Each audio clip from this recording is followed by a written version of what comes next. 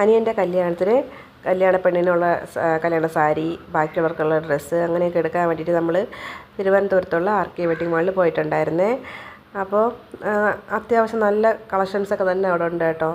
പിന്നെ സാരി ആവട്ടെ, നമ്മുടെ ഓരോ റേഞ്ചിന് പറ്റിയ സാരി എല്ലാം ഉണ്ട്. അപ്പോൾ നമ്മൾ 2-3 സാരിയൊക്കെ സെലക്ട് ചെയ്തിട്ടുണ്ടായിരുന്നു. അതിൽ ഫസ്റ്റ് ട്രൈ ചെയ്ത് നോക്കിയ സാരി ഇതാണേ. എത്ര പെട്ടെന്നല്ലേ അവർ സാരി ഉടുപ്പിക്കുന്നത്, പിന്നൊന്നും ഇല്ലാതെ. ഞാനൊക്കെ ഒരു സാരി കുത്തുമ്പോൾ 10-100 പിന്നും കുത്തി, അത് പിന്നെ ഇളക്കാൻ പാട്, വയ്ക്കാൻ പാട്, അങ്ങനത്തെ ഒരു അവസ്ഥയായിരിക്കും. ഇത് കണ്ടില്ലേ, സാരിക്ക് പിന്നും വേണ്ട ഒന്നും വേണ്ട, ഷടപടേന്ന് സാരിയൊക്കെ കൊടുത്ത് സെറ്റാക്കിയിട്ടുണ്ട്. സത്യത്തിലേ ഇപ്പോഴേ കല്യാണം കഴിക്കുന്ന പിള്ളേരടുത്ത് പ്രത്യേകിച്ച് നമുക്കൊക്കെ കുറേ പേർക്കൊക്കെ കുറച്ച് അസൂയൊക്കെ ഉള്ള ആൾക്കാർ കാണും. കാരണം വേറെ ഒന്നിനുമല്ല കേട്ടോ, നമുക്കൊന്നും ഇല്ലാത്ത പോയ കുറേ ഭാഗ്യങ്ങളുണ്ട് കേട്ടോ. ഇപ്പോഴിതാ ഈ നമ്മളൊരു 10 കൊല്ലം മുമ്പുള്ള കല്യാണത്തിനൊക്കെ ഇല്ലാതെ പോയ കുറേ കാര്യങ്ങളാണ് ഇപ്പോൾ ഈ നടന്നുകൊണ്ടിരിക്കുന്നത്. ഇങ്ങനെ സാരി കൊടുത്ത് നോക്കുന്നതും പിന്നെ കല്യാണത്തിന് വരുന്ന മേക്കപ്പ് ആവട്ടെ, അതൊക്കെ നമ്മളൊക്കെ ഒരുപാട് മിസ് ചെയ്യണുണ്ട് കേട്ടോ.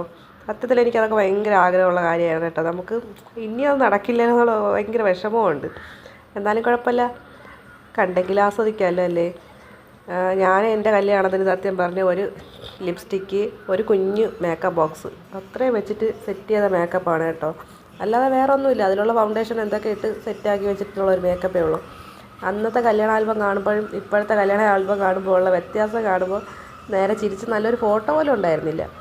ഇതാണ് രണ്ടാമത് ട്രൈ ചെയ്ത സാരി. അപ്പോൾ നമ്മൾ ഏതെടുക്കണം എന്നുള്ള കൺഫ്യൂഷനിലായിരുന്നേ. പിന്നെ ഇത് മൂന്നാമത്തതാണ്. ഇതും കൂടെ അങ്ങ് ട്രൈ ചെയ്ത് നോക്കി. നമ്മളെന്തായാലും രണ്ടാമത് കൊടുത്ത സാരി വേണ്ടാന്നുള്ള തീരുമാനം. കാരണം പയ്യൻ്റെ വീട്ടിൽ നിന്ന് നമ്മളൊരു സെറ്റ് മുണ്ടും ഇങ്ങനെ ഒരു സാരിയും കൂടെ കൊണ്ടുപോകണുണ്ട്. പിന്നെ പെണ്ണിൻ്റെ വീട്ടിലൊരു സാരി അവർ ഉടുത്തിട്ട് നിൽക്കും. ആ സാരിയിലാണ് കല്യാണം. അപ്പോൾ അതൊരു പിങ്ക് ഷെയ്ഡായതുകൊണ്ട് നമ്മൾ ആ ഒരു സാരി വേണ്ട, ഈ 2 ബ്ലൂവിൽ ഒരെണ്ണം സെലക്ട് ചെയ്യാം എന്നുള്ള തീരുമാനത്തിലാണ്. അത്യാവശ്യം നല്ല കളക്ഷൻസ് ഉണ്ട് കേട്ടോ. ഓരോ റേഞ്ചിൽ വരുന്ന സാരിക്ക് നല്ല കളക്ഷൻസ് ഉണ്ടായിരുന്നു. നമുക്ക് പിന്നെ ഈ ഒരു കളറ് താല്പര്യമുള്ളതുകൊണ്ട് അങ്ങനെ ട്രൈ ചെയ്ത് നോക്കിയതാണ് കേട്ടോ. അങ്ങനെ എന്താ പറയുക, പിന്നെ അവരുടെ കസ്റ്റമർ സർവീസ് എന്ന് പറഞ്ഞാൽ അത് പറയാതെ വയ്യ കേട്ടോ. അതായത് ഇവിടെ നിൽക്കുന്ന ഈ ചേച്ചിമാർ നമ്മൾ രാവിലെ പോയപ്പോൾ തൊട്ട് വൈകിട്ട് ഇറങ്ങണ വരെ നമ്മളൊപ്പം ഉണ്ടായിരുന്നു കേട്ടോ. അത് എന്താ പറയുക, അവർ നമ്മളിങ്ങനെ സെലക്ട് ചെയ്ത് നടക്കുമ്പോൾ നമ്മളെ കൂടെ വന്ന് ഓരോ നല്ല സപ്പോർട്ടൊക്കെ ആയിരുന്നു കേട്ടോ. അത് എടുത്ത് പറയാൻ തന്നെ വേണം. അവസാനം നമ്മൾ ഈ 2 ബ്ലൂവിൽ ഒരെണ്ണം സെലക്ട് ചെയ്തിട്ടുണ്ട്. പിന്നെ അവിടുത്തെ ലെഹങ്ക കളക്ഷനാണ്. ഇതെല്ലാം 5000-ന് മുകളിൽ വരുന്നതാണ്. ഇതൊക്കെ നല്ല ഹെവി വർക്ക് സാധനങ്ങളാണ്. അപ്പോൾ നമുക്ക് ഇത്രയും വർക്കുള്ളതൊന്നും വേണ്ടാത്തതുകൊണ്ട് നമ്മളതൊന്നും സെലക്ട് ചെയ്തിട്ടുണ്ടായിരുന്നില്ല.